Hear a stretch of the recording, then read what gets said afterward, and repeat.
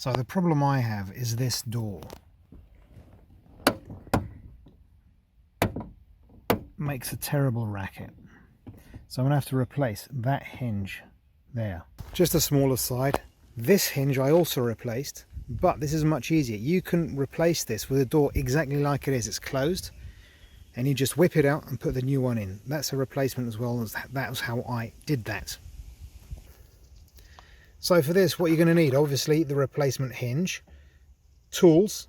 I recommend you bring as many tools as you can because, well, if you're like me and you live in an apartment, if you forget a tool, it's going to be quite the slog to go up and get it.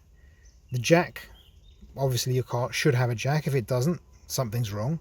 Some newspaper or anything of the sort. Newspaper, wood, plastic. What this is for is to make sure that the metal of the jack doesn't brush up against the metal of the door and scrape. So the first thing to do will be to set up the jack.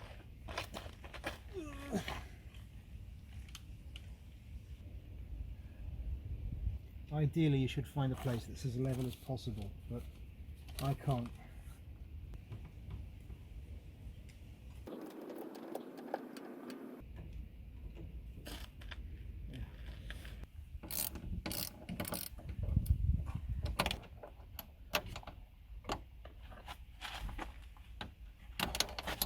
So one of the bolts has come out and it looks like this.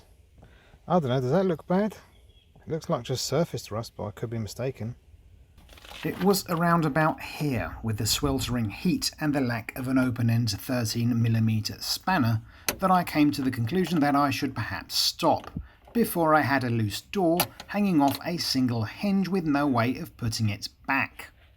So this is a few days later, and I managed to get the original out and put a new one in, and it was quite a bother because this screw here, this bolt I should say, I couldn't get it out without an open-end spanner, and for all the tools I brought, I didn't have an open-end spanner. I didn't think it would be necessary.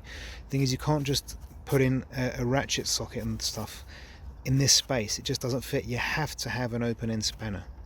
So I abandoned everything, just left everything, went home, got an open-end spanner and did it in my garage, which is very dark, and I can't film there. That's why I don't do more things there, unfortunately. But I think you get the idea of how it's done. You need a jack, you put it beneath the door, change things around, and Bob's your uncle. The only thing that's left for me to do now is adjust the door.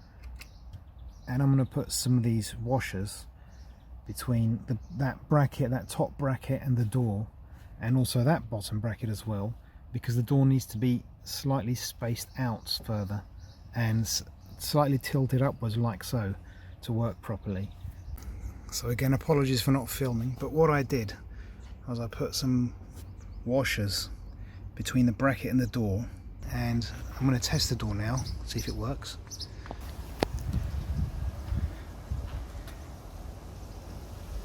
Perfect.